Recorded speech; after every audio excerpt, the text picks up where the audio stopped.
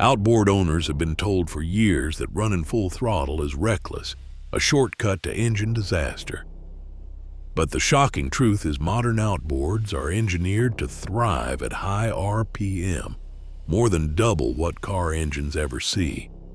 Yet behind the marketing, suppressed test cell data and real-world breakdowns show how a single mistake, wrong prop pitch, a clogged intake, or simply lugging can turn wide-open power into catastrophic failure within minutes. If you think redlining is always dangerous or always safe, you're only seeing part of the story. So what actually happens inside your engine at full blast? And how close are you to the point of no return? The answer changes everything you thought you knew about wide-open throttle. A century ago, outboard engines were simple, raw machines. Two strokes that roared, smoked, and rarely saw more than 4,500 RPM before running out of breath or risking meltdown. The story changed as boaters demanded more. Faster planing, heavier loads, longer runs offshore. The late 1990s brought a turning point. Engineers began swapping cast iron and basic alloys for forged crankshafts, heat-treated piston crowns, and high silicon cylinder linings, materials that shrugged off the punishment of high-speed combustion. By the early 2000s, electronic fuel injection replaced carburetors, and variable cam timing arrived, letting engines breathe deeper and cleaner across the RPM band. Suddenly, 5,500, even 6,300 RPM wasn't just possible, it was expected. Four-stroke outboards, once dismissed as too gentle for speed, now carried wide-open throttle ratings that would make a car engine's warranty department sweat. Mercury, Yamaha, Suzuki, each began publishing official specs. Safe operation at 5,000 to 6,500 RPM, with the red line considered routine, not reckless. Internal testing became more rigorous. Engines hammered for hours at max throttle, cooling systems sized for marathon runs, and electronic guardians ready to pull power if things ran hot. These weren't marketing stunts. They were survival requirements for warranty and reputation. The result? Modern outboards are built for high RPM the way a sprinter's heart is built for bursts of speed. Full throttle isn't a forbidden zone. It's a normal part of the operating cycle, engineered into the DNA of every new engine. The technology that makes this possible is hiding in plain sight, waiting to be understood. Inside the test cell, the rules are simple. Run the engine at wide-open throttle, hour after hour, and watch what happens. Engineers and lab coats monitor every variable: block temperature, exhaust gas readings, coolant flow, while the engine screams against a water brake dyno. Mercury's thermal margin logs, stamped confidential, show new four-strokes holding 5,800 RPM for over 200 continuous hours, never breaching the critical overheat threshold. Yamaha's detonation charts track cylinder pressure cycle by cycle, confirming the coolant system keeps up, provided the prop is matched and water intake stays clear. These aren't marketing stunts. The numbers are logged, signed, and filed for every model before it ever reaches a showroom. But there's a quieter conversation happening in the back offices. One engineer, never named in public, recalls internal memos about unadvertised risks, the danger not of wide-open throttle itself, but what happens when a rig leaves the factory with the wrong prop pitch, or a dealer forgets to check for intake debris. In those cases, the thermal margin shrinks. The engine can't shed heat fast enough. Test cell logs reveal that under simulated lugging, full throttle with the RPM pinned well below spec, head temperatures spike, detonation sensors trip, and piston scuffing begins in under 20 minutes. Official manuals warn owners about proper setup, but the fine print rarely makes it to the dock. The test cell data proves, as long as you hit the rated wide-open throttle band, your engine is safe. Miss that window, and the margin for error disappears. The evidence is there, buried in endurance logs and validation reports, waiting for anyone who bothers to look. Mechanic Ed keeps a drawer full of hour meter printouts, evidence from hundreds of outboards he's serviced over the last decade. The pattern jumps off the page. Less than 20% of total engine time is spent at wide open throttle. Most hours are logged idling out of the marina, trolling for stripers, or cruising at a steady 3,000 RPM. Wide open throttle is a sliver on the pie chart, not the main course. That's not just Ed's shop. Data from Yamaha, Mercury, and Suzuki diagnostics back it up across the country. So why do these rare bursts matter? It comes down to chemistry. Every minute spent at low RPM lets unburned fuel and oil vapor settle inside the combustion chamber. Over time, carbon builds up on valves, piston crowns, and exhaust ports, robbing power and roughing up idle. A 5-minute run at full throttle raises combustion temperatures high enough to vaporize and eject those deposits. Think of it as a self-cleaning cycle. The engine burns hot, carbon flakes off, and performance stays crisp. Ed's receipts tell the same story.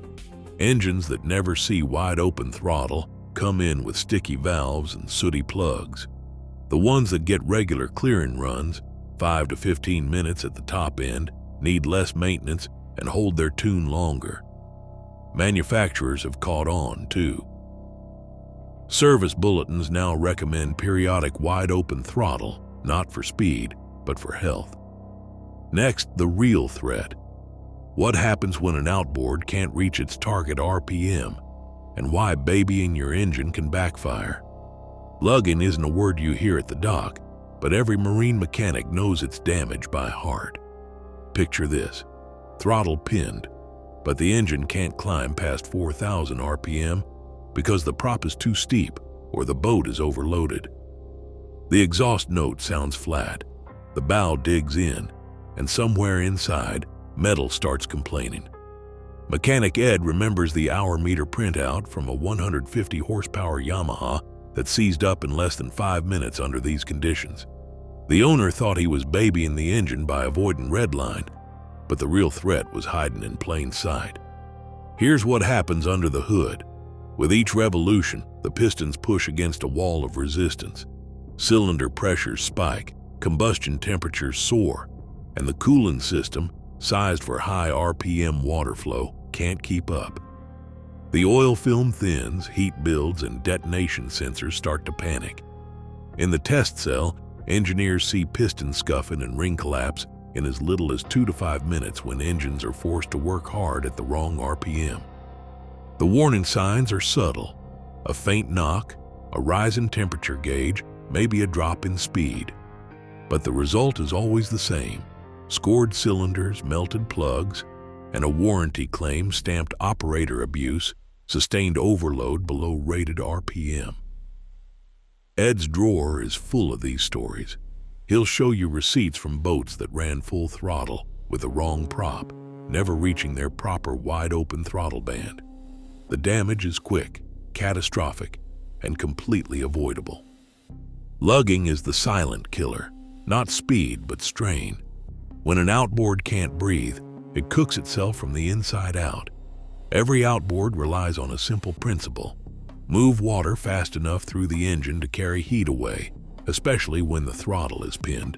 The raw water cooling system starts with the impeller, a small rubber pump hidden in the lower unit. As the engine spins up, the impeller draws in water from the lake or sea, pushing it through a maze of passages to the cylinder head and exhaust. A healthy impeller can keep temperatures in check even at 6,000 RPM, but wear it down, let the vanes harden or crack, and flow drops off sharply. Mechanics find that a neglected impeller, even one season past its replacement cycle, can lose up to half its pumping power. Next in line are the raw water intakes, usually slotted just above the propeller. A stray weed, a plastic bag, or a clump of mud can block these openings in seconds. At idle, you might not notice, but at wide open throttle, the flow restriction is deadly. Diagnostic logs from field tests show that with a partially blocked intake, engine temperature can rocket past 200 degrees Fahrenheit in under 2 minutes. Most modern outboards will sound an overheat alarm or enter limp mode within 60 to 180 seconds if water flow drops below safe levels at full throttle. Then there's the thermostat, a small valve that regulates coolant flow. If it sticks closed, the engine overheats in minutes at wide open throttle. If it sticks open, the engine may run too cool at idle, but that's rarely catastrophic. The real danger is a thermostat that fails under load. The sequence is always the same. First, a spike on the temp gauge, then a warning beep, then detonation or piston scuffing if the throttle isn't pulled back. Spotting these weak links before they fail is the difference between a safe run and a stranded boat.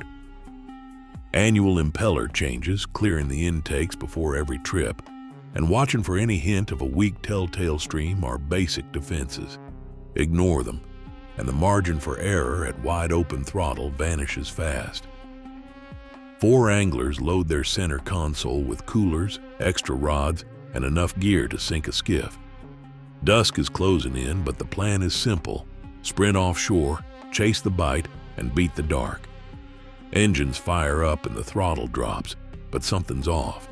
Despite both levers pinned, the tack hovers a full 1,000 RPM below the manufacturer's rated band. The bow refuses to lift cleanly, spray sheets sideways, and the hull feels heavy. Over-trimmed and overloaded, the boat is dragging more water than it should, forcing the engines to muscle through a wall of resistance. Every extra cooler and tackle box adds pounds the propellers weren't pitched to handle. Instead of spinning up to 6,000 RPM, the engines labor at 5,000, straining against the load. The exhaust note is flat, not sharp. The bow rides stubbornly low.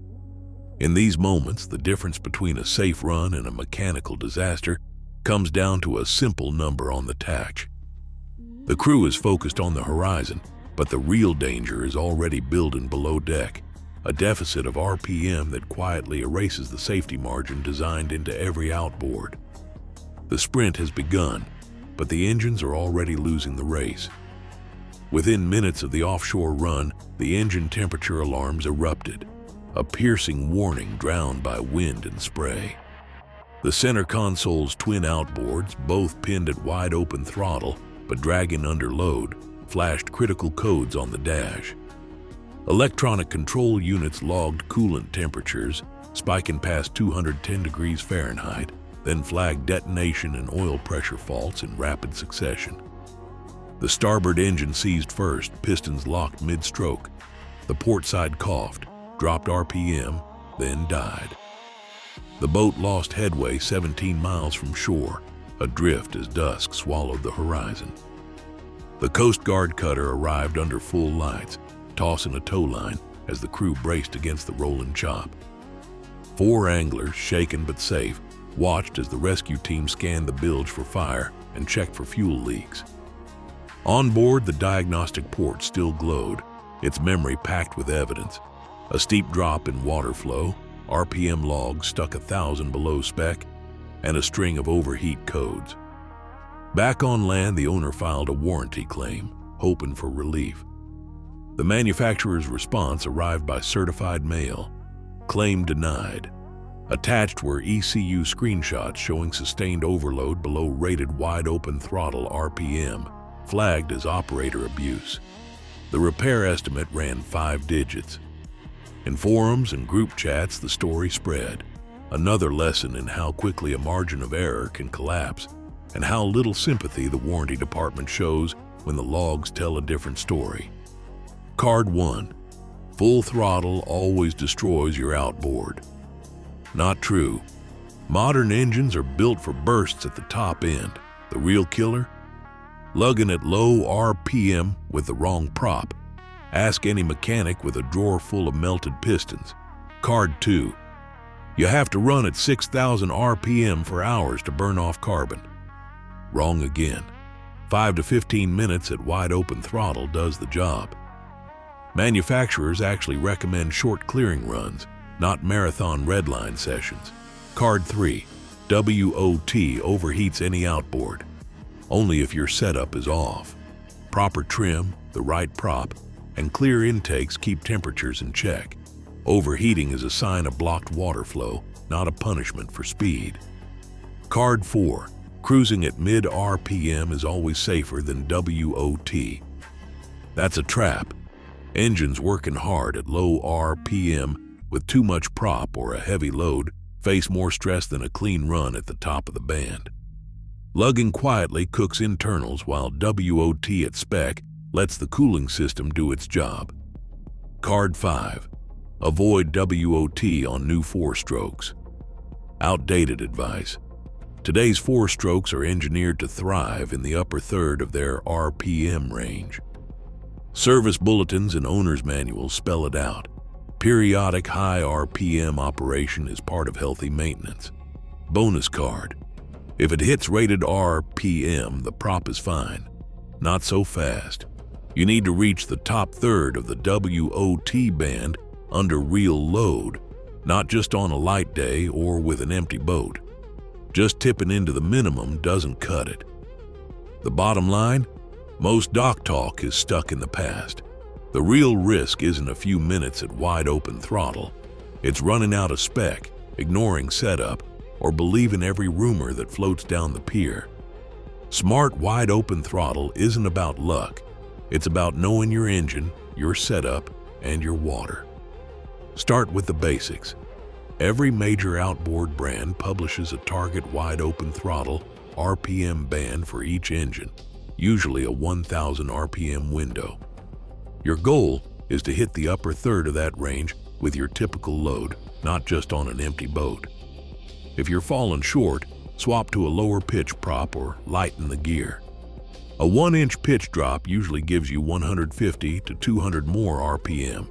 Sometimes that's all it takes to land in the safe zone. Next, make wide open throttle a routine checkup, not a dare. After a day of trolling or slow cruising, find a clear stretch and bring the throttle up for 5 to 15 minutes. That's long enough for combustion temperatures to burn off carbon and for the coolant system to prove it's up to the task. If the engine can't reach rated RPM, or if you notice a drop in top speed or a rough idle, those are your cues to check for clogged intakes, impeller wear, or fuel filter trouble. Don't ignore warning beeps or a weak telltale stream. Those signals can save your engine from a meltdown. Captain Luis, who logs over 4,000 hours on his outboards, swears by this approach. He runs a clearing cycle every trip, keeps up with 100-hour oil changes, and swaps his impeller every season.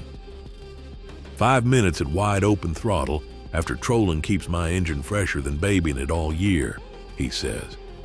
The numbers back him up.